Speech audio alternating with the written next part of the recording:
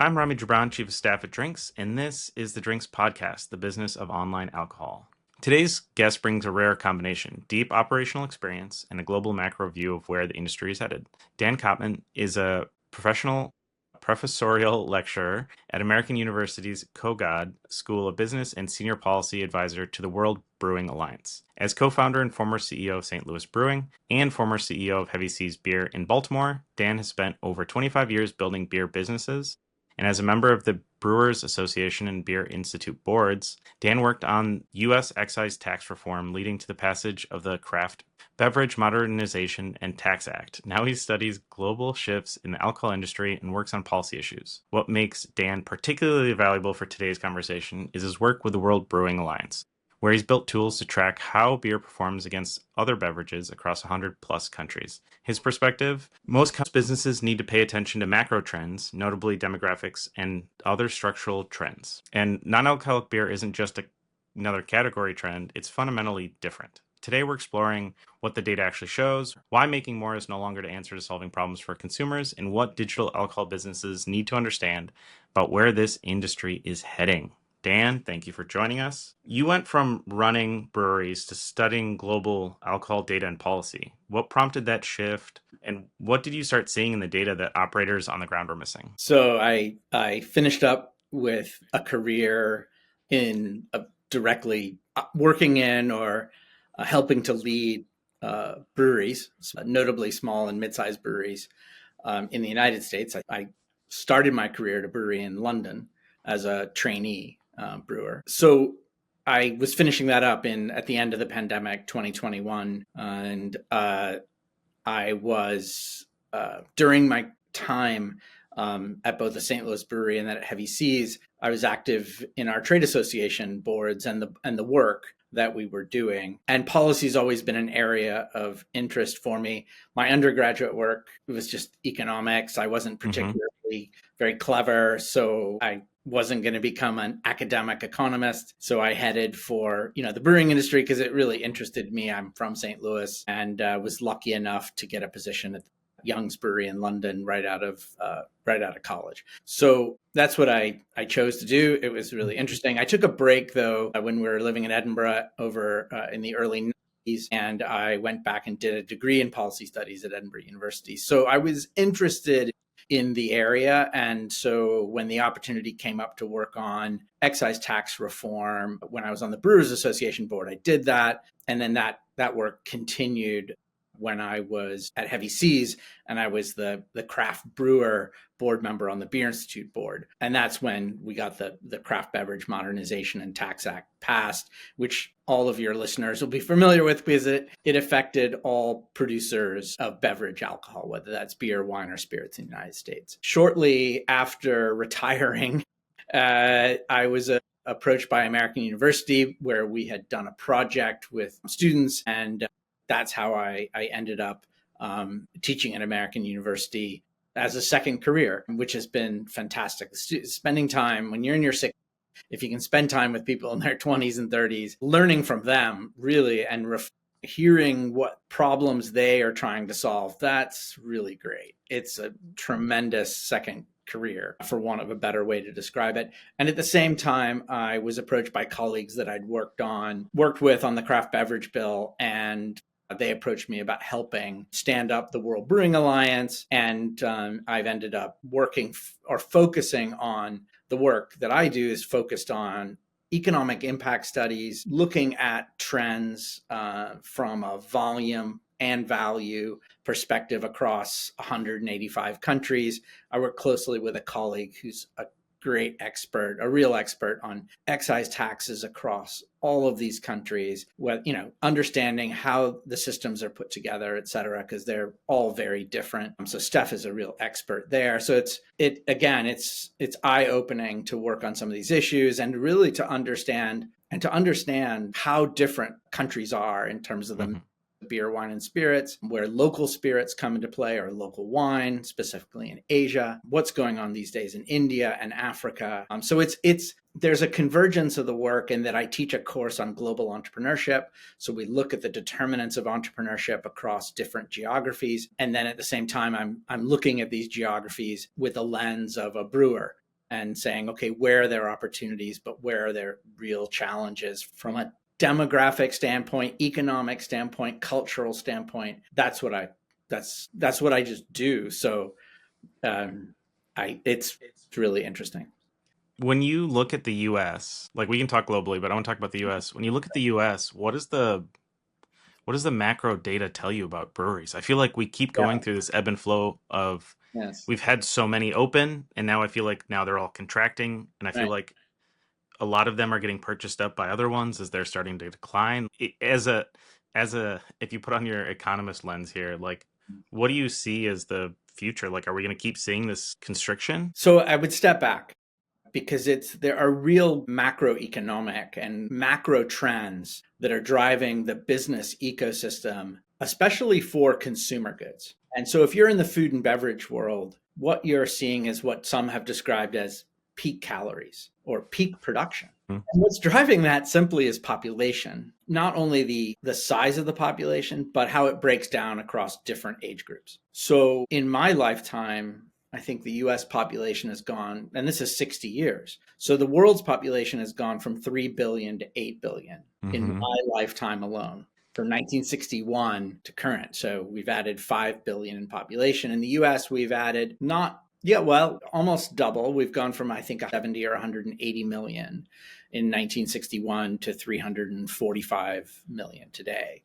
In the 1960s and 70s, that was partly driven by population growth, meaning internal growth. But in the 90s and 2000s and today, that's all driven by immigration.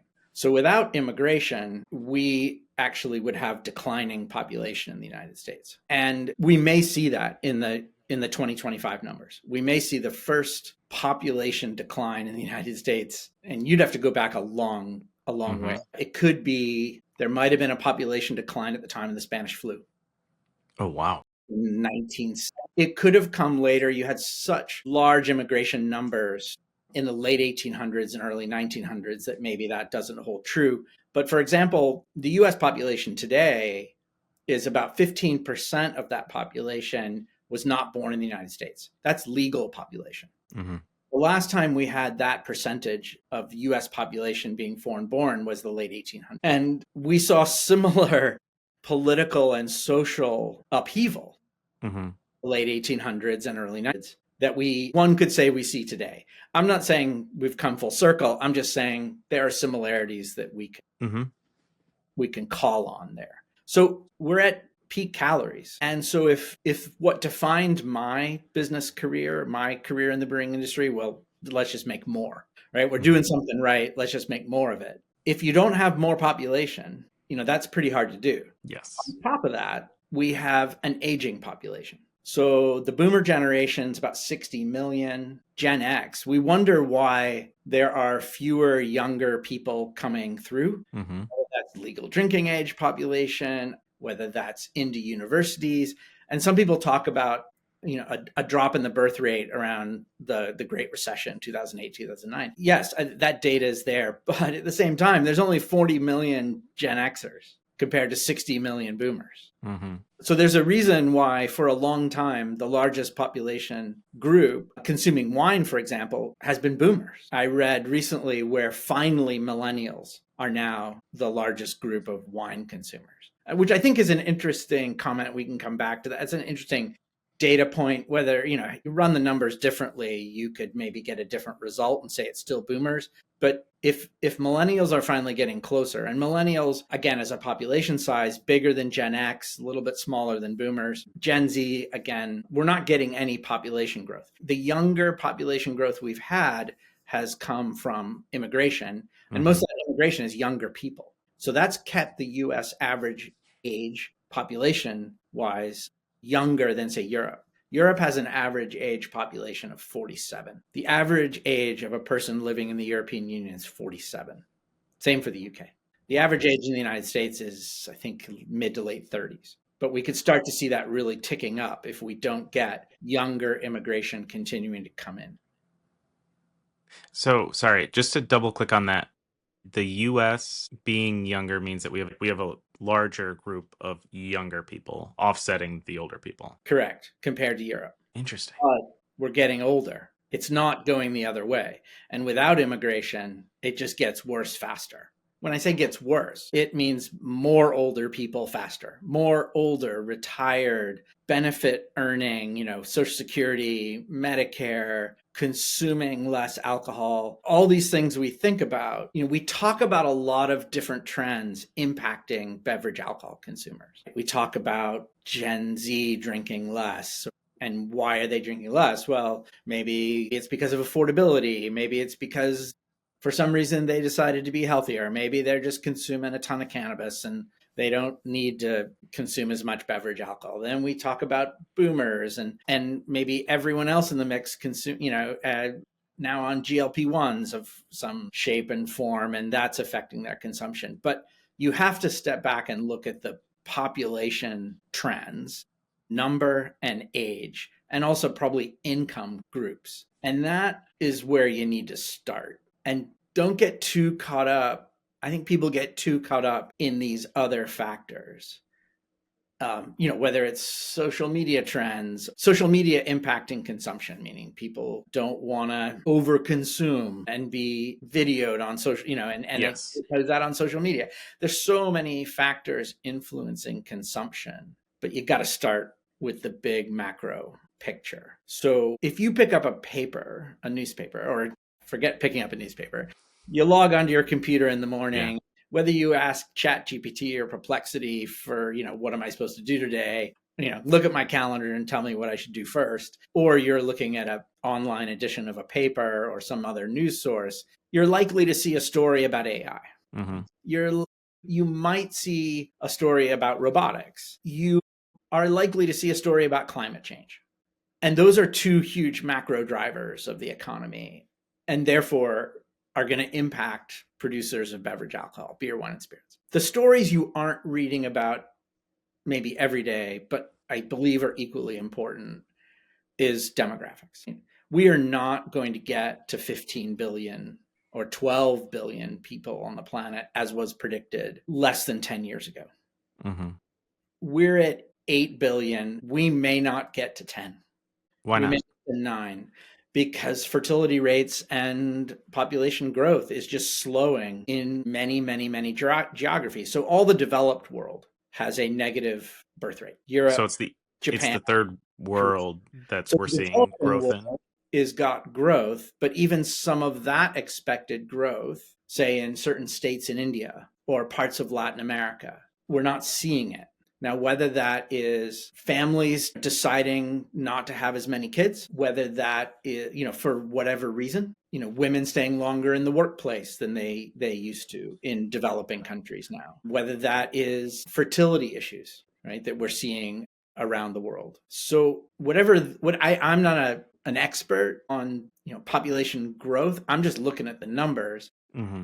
I'm saying to myself, these numbers are going to have to impact the way we do business going forward. The way the students that I'm standing and sitting with or standing in front of, but more than often just sitting around a table and talking about issues. Their business life is going to be very different from their parents, from their grandparents, from their great grandparents. Because one trend that at a macro level over everything they were doing was population growth. Okay, so knowing that, More people to feed. That's, and but now it's that it wasn't long ago that we were talking about how do we feed the world's population. so knowing that, if I'm a brewer or if I'm a winery and I know the population isn't going to continue to expand, like Mm. how do I start to think about how I adjust in what I'm doing, or what else can I learn from the macro data Mm-hmm. or the trend data that you're seeing to Mm-hmm. adjust to what I'm doing right now? Okay. So let's talk about it from a revenue perspective, Mm-hmm. right? So if I can't grow by just producing more and assuming there's more consumers, Yep. especially for what I'd call mature industries. And beer and wine are, for the most part, mature industries, right? Hmm. There's no new magic potion. Craft beer was a magic potion, but Hmm. a lot of the growth for craft beer came from big beer. It was just a shift, right? It's a shift in volume, right? There hasn't been, for the US, there hasn't been US volume growth for beer for, wow, long time. What about the shift and the boom of like the seltzers and You're those just other you're just moving the just volume around. shifting? It's just moving around. You're just If you look at total ethanol consumption in the United States, up until very recently, it hadn't moved a lot.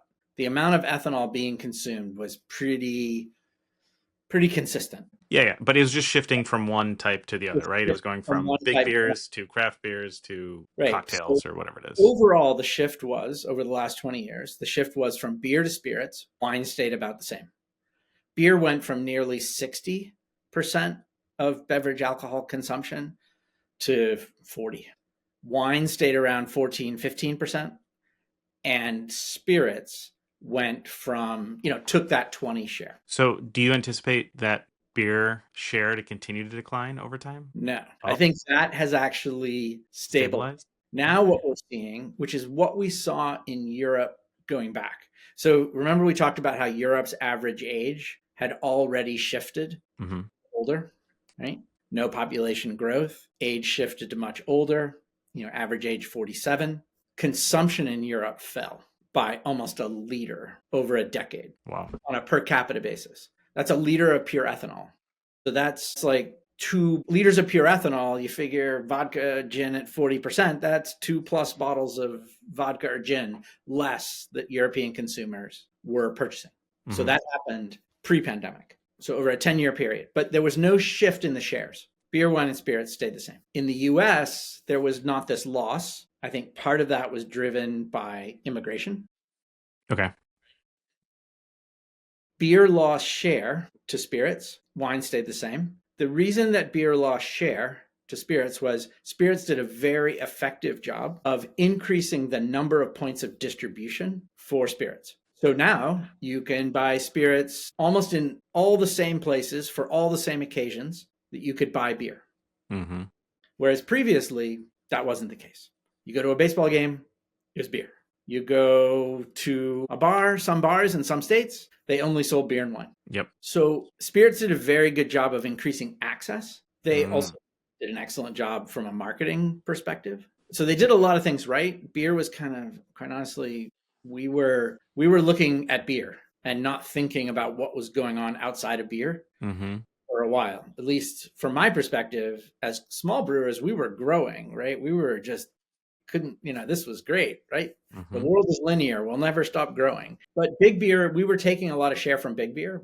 Hmm. And we weren't really taking share from anybody else. Yeah. And so beer was just kind of moving around, but also going through a decline at the same time. Now, what you're seeing in the US with this real slowdown in population and immigration growth, you're seeing that play out and an aging population. So Hmm. aging population, we're drinking less. Who does that hit? That hits wine and that's hit spirits badly, right? So all of a sudden, post pandemic, spirits and wine, the numbers aren't, they're down, and everybody knows that, right? We don't need to say how many points they're down; they're just down. Hmm. Beer is down, but it's a whole mix of things going on. We're seeing real soft numbers in Mexican imports. We know what some of those drivers are. Again, immigration, immigration issues, all that's can play into it. I don't Yep. I don't want to sort of say why this is Yeah. Yeah. happening. Beer is not as soft as what we're seeing for wine and spirits. The data that I've seen, it's not great, but it's not as bad as it has been for wine and spirits. We could argue that all day long. They're all getting hit. And the sort of, what are the, there's all sorts of factors that play into that, but you start with the population numbers, you then draw into other factors, and You see certain factors. If we're aging, that means, older people are consuming less, generally speaking. We may see consumers across age groups using GLP-1s. Maybe that's having an impact. Affordability for Gen Z is definitely a huge issue, as much as health trends. Mm-hmm. I think affordability, health trends, and then the social media issue around consumption for Gen Z. But what we might find is that by the time by the time that Gen Z cohort is fully of legal drinking age and getting into their later 20s and early 30s, my guess is their consumption patterns are going to look pretty similar to every age group before. Interesting. And you're working with this demographic, though. They don't have beer money. That's what I'm saying. So like you see these students, that's Yeah. your demographic right now. Like they just don't have money. And like I know my friends, my siblings, like they just don't have money. Yeah. Rent. That's the one word, rent. Younger consumers are spending a disproportionate amount of their income on rent, probably rent, still paying for education if they have loans, and healthcare. Mm-hmm. That's driving it. Those are the three things. And those are rent, healthcare, paying for education. Those are not structural issues. Those are short-term economic issues. That will right itself. The supply and demand,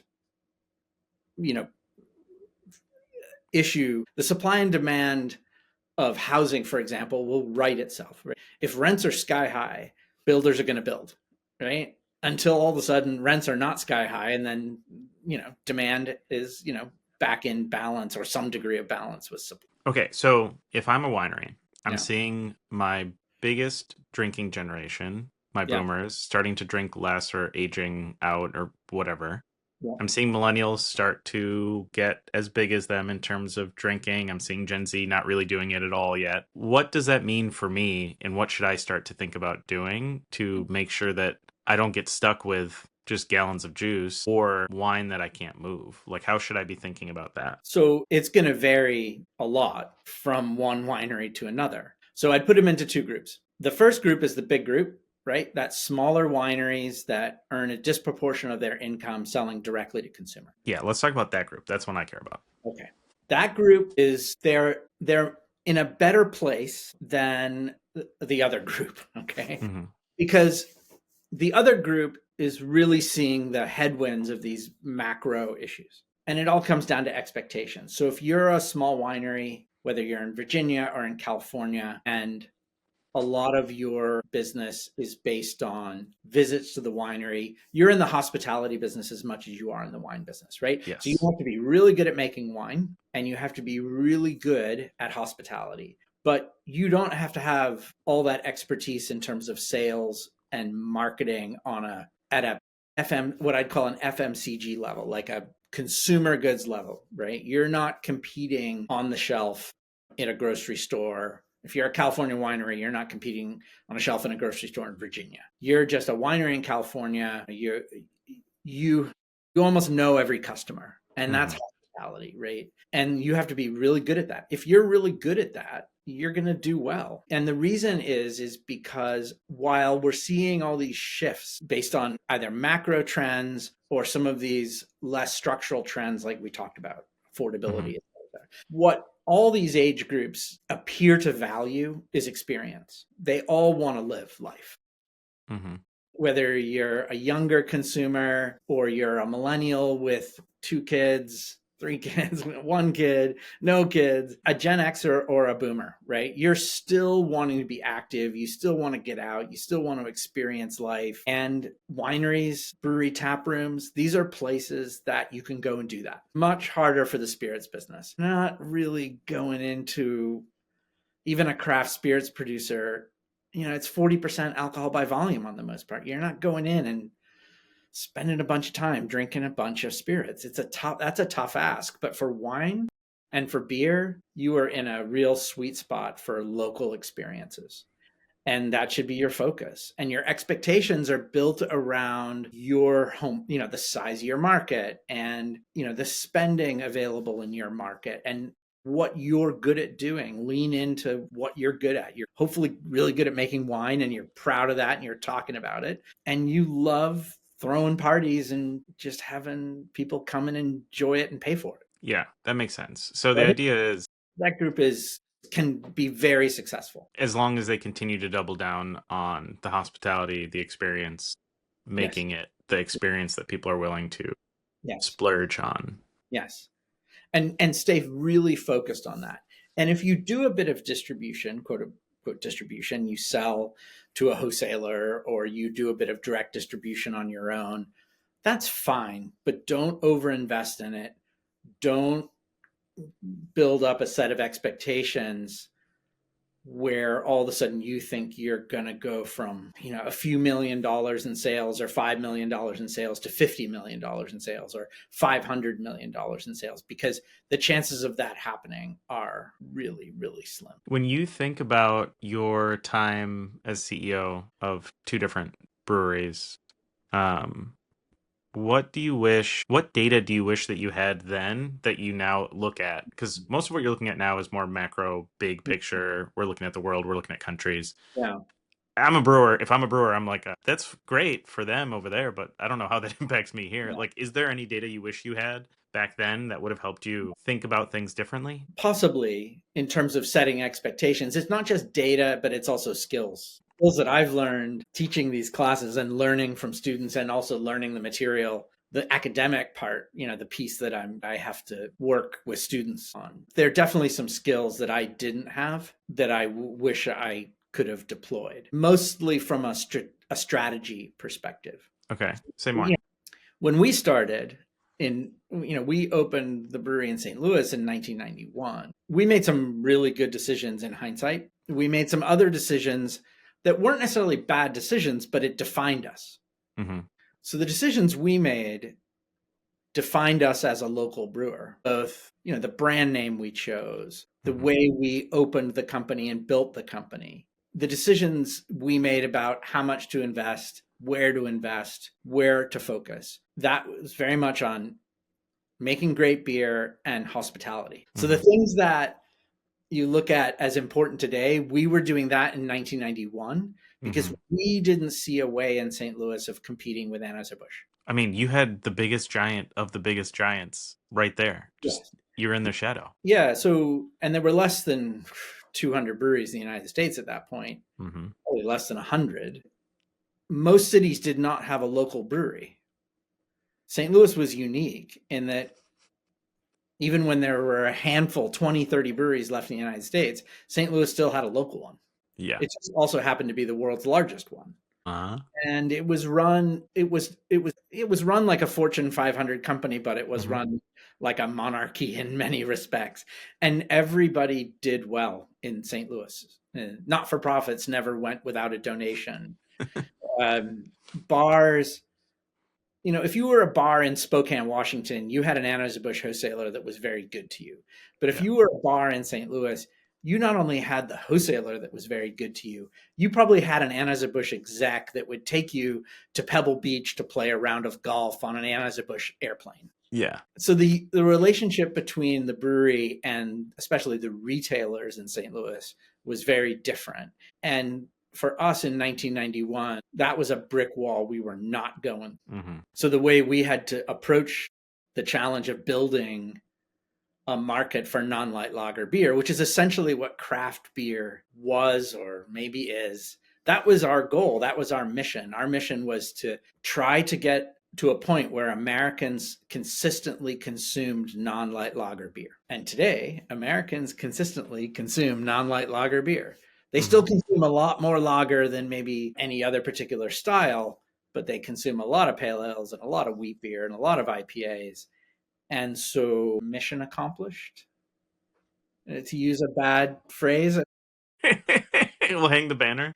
But in this case, I think even though the craft brewing industry is undergoing a period of consolidation, which is, if you look at other industries, is not unusual. What we're seeing amongst the craft brewing community, and I think we're seeing it to maybe a lesser extent in wine, but we're seeing it to a certain extent is consolidation. So consolidation comes in two forms. One, it's consolidating groups of brewers that are competitive at the FMCG level, meaning they're on supermarket shelves. Mm-hmm.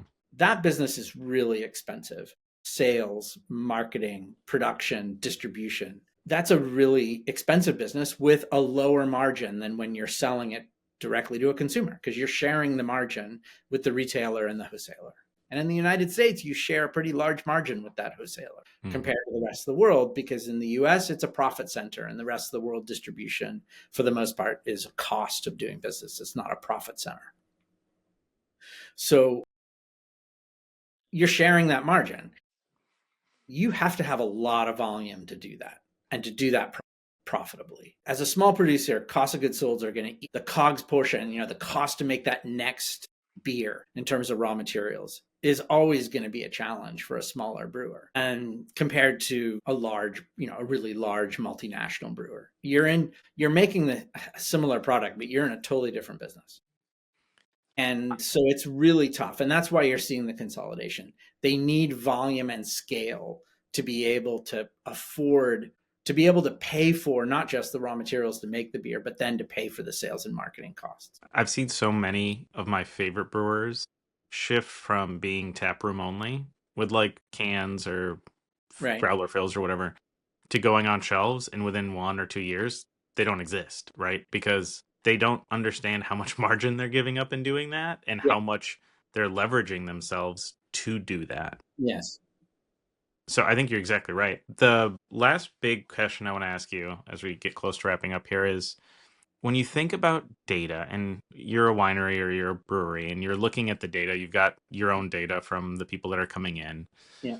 What data should they be focusing on? I always say, we in this age we have so much data that it's hard to do much with any of it. So Right. my focus has always been to tell everybody, like, actionable data, even if that's 2 bullet points or if it's 3 data points, focus on that. Don't worry about everything else, Yeah. because it's all distracting if you can't do anything with it. But are there certain data points that they should be focusing on right now? Yes. Well, and I don't think it's right now. I think it's anytime. Always. Okay. And I learned this after, in this new career, right? So there's a very interesting case study from years ago on Starbucks. Starbucks was struggling. Their consumer had shifted from a consumer that wanted to linger, in that third place, to a Mm-hmm. consumer that just wanted to get in and get out. And they were struggling with time, service time. And they decided, they had a proposal out there. And the question was, do we invest $40 million more in our US stores in more labor to speed up service? And what's interesting about that case is, what that case shows you is how important the satisfied long-term customer is from a revenue perspective.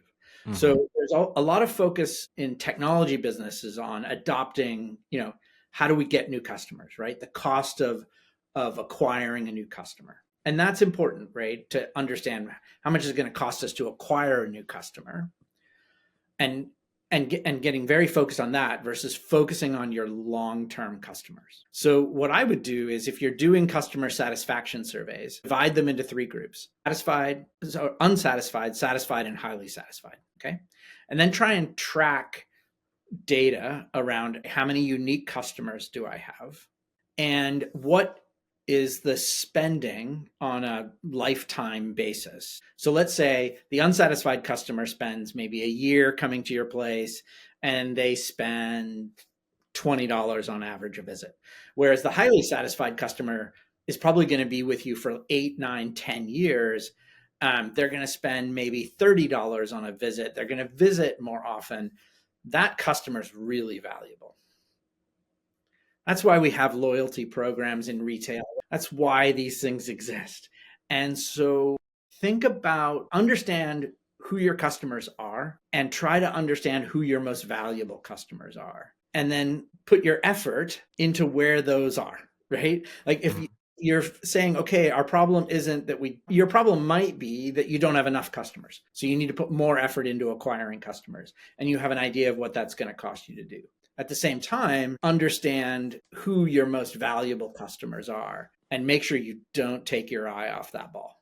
Because if you spend all your time focusing on getting new customers and you lose those really valuable customers, it's hard to get them back. Well, and they're already there. They're already committed. I always tell everybody, like, if you think about it, you're much better off connecting with that supportive, enthusiastic user Right. base than trying to acquire 10 new people. Like, I can push them just a little bit and they're willing to do a lot more for me than these other people who do not care. And you can quantify this. It's not going to be perfect, right? Because no customer survey system is perfect, but you can get pretty close to understanding what it would cost you to move some satisfied customers to highly satisfied or unsatisfied, to see where the sweet spot is in terms of doing that. And then you can react from an operational standpoint accordingly, right? Okay, we need to add more labor at this point, or we need to do something different with our menu offerings, whether that's on the wine side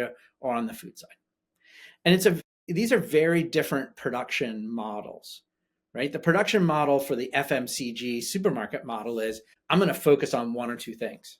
I'm going to focus on one or two SKUs, and I'm going to just drive that all day long with wholesalers. Mm-hmm. The model for hospitality is variety. Mm-hmm. So it's a very different production setup too. You're set up very differently. All these companies are different, and you have to sort of adjust your model, your operational model, to suit what you're seeing right in front of you, as Yeah, opposed to trying to be somebody else. I feel like it's variety and consistency, because I feel like you have those stalwarts who come in and always want the exact same thing and they Right. want it to taste the same way, and that's Yep. fine. And you want to make sure that they're always pleased. But I think that's exactly it. Okay, Dan, this has been really exciting and insightful. I want to hit you with some rapid fire. I'm going to shoot some beer questions to you. So let's see how we do here. My first question is, what is a beer style that you wish would be more popular? It was never popular in the United States and still popular in the UK, and that's cask conditioned pale ale, cask conditioned British style beer. It's Amber, always slightly hoppy. it's always fun when someone does have a cask though here in the US, because it's like, oh, it's such a novel thing for us here, but Yeah. it's such a standard thing there. And you can only really do it here in a tap room, because it takes such, you're still dealing with beer that's fermenting, and so it works in a tap room environment. What's a beer style that became popular and disappeared that you wish would come back? In the US, pale ale, it hasn't disappeared. No, it's The just volumes on some of them are still very big, whether it's a American style pale ale like Sierra Nevada or an English style pale ale like Schlafly pale ale. I feel like a lot of people are drinking the pilsners now. I feel like that's taken over. That like lighter, not the light, but the like slightly lighter beer Yeah. that you can consume more of. Well, the craft brewing community has been talking about how do we embrace light lager. When I say light lager beer, I don't mean light beer, but light colored lager beer. Yes. Dortmunder, whatever the Helles, whatever the sub style under lager is. Mhm. So it's been a mission for the industry on the whole to sort of figure that out, and I think the industry now has figured that out. And consumers, my generation thinks of probably craft beer as non-light lager beer, but younger generations, I think, approach craft from a different perspective, a more local, small firm. That's what they see as craft. So if craft producers are producing lager beers, that's great. Do you think hazy style IPAs are here to stay, or are those going to disappear soon? No, all the styles are here to stay. Because again, if we end up going from 10,000 breweries in the United States to 7,000, Mhm. that's still 7,000 more breweries in the United States than existed in 1991 when we started. Yeah. So, and the vast majority of those will be taproom breweries.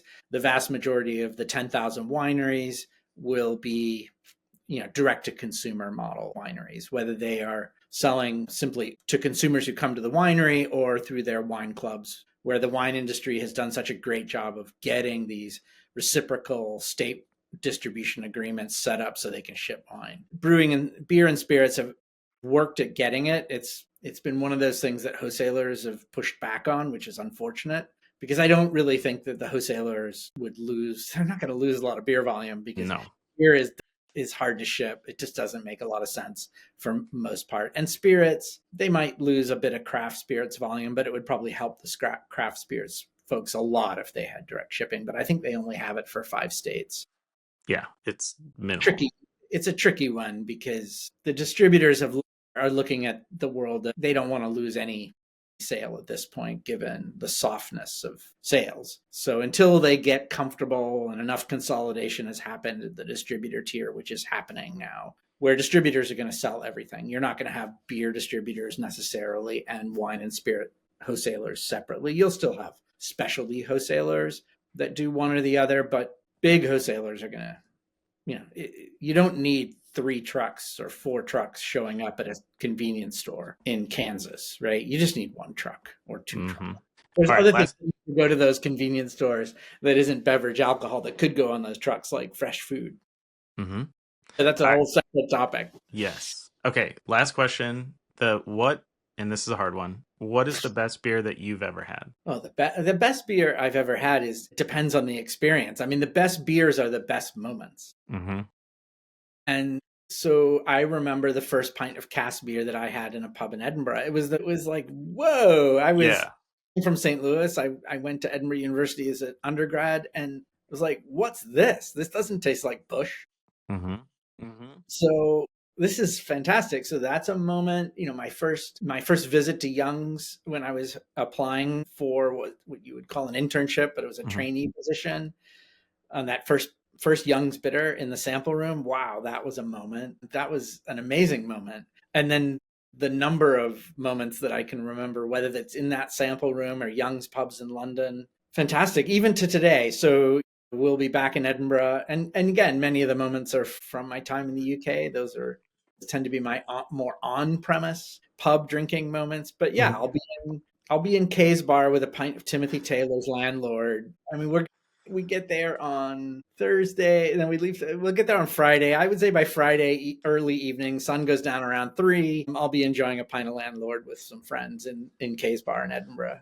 I love it. And just the number of memories I have from the 20 plus years, 25 years almost of my time at Schlafly Beer, from the night we opened to, so many other great memories, so many great beers, just fantastic. And I'm really just so privileged and so lucky to have spent a career in this particular business, because friends I have made and the stories we tell are at the end of the day, you get, especially when you get to 60, almost 65, you're like, okay, I'm going to be, 20 years from now, I'm likely to be, my ashes will be spread somewhere around the world, or 6 feet under. And, what am I leaving behind? I think my kids are doing all right. They're leading their own lives and, doing their own thing. But, the memories that I take with me are really just fantastic. And I can't really say any more than that. No, I love that. I feel like it's one of those things where you started talking and I was like, oh, I remember the first time I had this beer in this place, or I had this style of beer, and it was like, oh, I didn't know that was a thing. Or I had so many bad ones that when I finally had a good one, I was like, oh, is this what this is supposed to taste like? And do I actually like this thing? Which is just mind-boggling. Beer is amazing. Beer, and to a lesser extent wine, because beer can be, we ship the raw materials around the world to a certain extent, even though we use local raw materials where possible. Shipping the raw materials is not impossible. It's not all that hard. And so we're able to make beers locally and often include local ingredients in them. Beer, to a great extent, is what makes cities and places unique and special. Like, what's unique about one city or another in the US? Well, it's not Starbucks, right? It's not the things that are ubiquitous. It's, I went to this brewery, or if I went to California, I went to this winery, or even, Missouri, I went to a winery, or Virginia, or wherever it is. So that's what makes these products so important, is that they make their places unique and special. And no one should forget that. And that's why I don't think we're at the, we might be at peak calories in the world, or at least in the developed world, but we're not at peak memories. No, And beer and wine, and to a to a certain extent, spirits in certain places can really play into those experiences. Really Absolutely. be a big part, right? So, yeah. Dan, this has been delightful. I appreciate you bringing both the operational experience and the macro data. How can people find you, or where should they find you if they want to find Dan in the world? LinkedIn, I guess, is a good place. Dan Perfect. Kopman at american.edu for American University. And yeah, Perfect. This has been the business of online alcohol. If you found this conversation useful, subscribe wherever you listen. And if you know someone who would get value from this conversation, send it their way. Or if this just makes you want to go have a beer or a glass of wine with a good friend, go do that. go And do tell that. them this inspired you. Yeah. With that, I've been Rami. Thank you for listening to the business of online alcohol.